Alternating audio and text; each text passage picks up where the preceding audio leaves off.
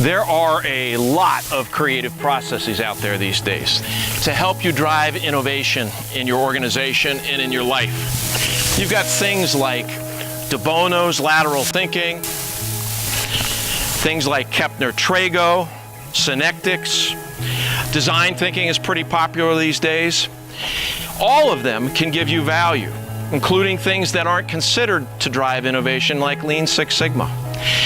Every one of them you can do a better job at and get more value from if you understand creative problem solving first. That's the real key. And so what we'll do is I'll take a little time to explain creative problem solving to you. I got some work to do in the shop, so let's head on over there and we'll get that work done and I'll explain the process. There are more than 60 years of research on creative problem solving.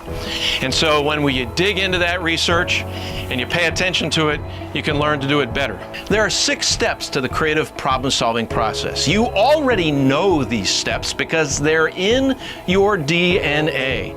But when we talk about them out loud, when we have the language to talk about them with each other, we can begin to learn to do a better job at each one. It's like walking. We all know how to walk. But if you work with somebody that helps you be more efficient in your walk or your run or your swim, you can do a better job of it. Creative problem solving's exactly the same thing. All you have to do is get the language right, begin to understand them a little bit more, and what'll end up happening is you can be more efficient in the use of them. And then what'll happen is you'll get better at it in general. There are 6 steps to the creative problem-solving process. The first one is to identify a goal or a wish to work on. So you might look at all the possible goals and wishes you have, and of those all, you pick one. It's a diverge, converge. It's a generate options and choose an option.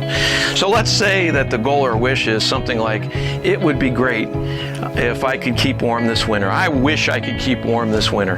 So what happens is you then gather data. You look at all the different ways to keep warm. What do you know? What do people around you do? What's their method for staying warm? What's their technique? And let's say that as you look at all that data, it seems to make the most sense to you, given the property you have and where you happen to be, that you're going to use the renewable resource of wood as a way to keep warm. Third step then is to figure out what the problem is you need to solve. So let's say that the problem I need to solve is that I need to figure out how to get the wood, because that's what I'm going to use. I'm going to use wood. So I have to generate ideas. That's what I am going to do next, which is the 4th step. And so I'm generating different ideas about ways to get wood. I could break wood across my knees. I could go and buy it and have somebody deliver it to me, and I can supply it that way. I can learn to cut it myself. All these different things I want to explore. But let's say that I decide that I'm going to cut it myself. I converge down on that. So now I go to the 5th step. And what I do is I strengthen that solution. I have to figure out, well, what's great about that? What's not so great about that? And what do I need to do in order to be able to make sure I do that step well? I have to maybe take a class. I have to look for and buy chainsaws. I have to learn how to sharpen a chainsaw. All these kinds of things that I'm going to have to do to strengthen my solution of my going and cutting the wood myself. So that's the 5th. And then finally, the 6th step is the action plan, where I say, okay, first what I'm going to do is I'm going to go and watch YouTube videos about how to use a chainsaw, or I'm going to go take a class. And second, I'm going to start talking to everybody about who makes the best chainsaws. And third, I'm going to go out and work with somebody else that's going to teach me how to do it. That's the final step, the plan for action. And so there are 6 steps that are necessary to review them. First one, you're going to have a goal or wish. Second one, what's going to happen is you gather data around that goal or wish. Third one, you're going to figure out what are all the problems that are getting in the way of you getting to that goal or wish. 4th step, you're going to generate ideas to overcome those core problems.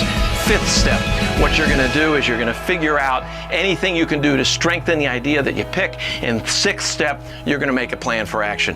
You already know that. You already do that. But if you think about it out loud and you work with other people, you can strengthen your ability to do that. And then any of those creative processes that we've talked about, they work just dandy. Without knowing the creative problem-solving process, though, they're all a little bit more difficult to do. And why make it harder than it already is?